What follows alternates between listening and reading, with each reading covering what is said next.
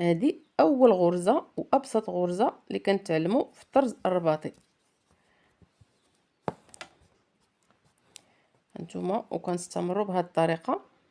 هاد الغرزه كنستعملوها في هكذا في شي عريش بسيط اولا في كتابه الاسماء بالنسبه للاخوات اللي كيبغيو يخدموا دوك السويكات والسيكان، دوك السيكان هكذا ولا طابلوات، فكتستعملوا هاد الغرزه هادي.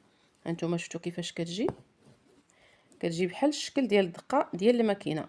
هانتوما بهذه الطريقه كتحازوا يعني كتبعدوا غير شي شويه كتطلعوا الابره وكتعاود ترجعوها لنفس البلاصه. انا غادي نخدم واحد شويه باش يبان لكم الشكل ديالها، وغادي نرجع باش نعطيكم طريقه باش تخدموا الغرزه الثانيه.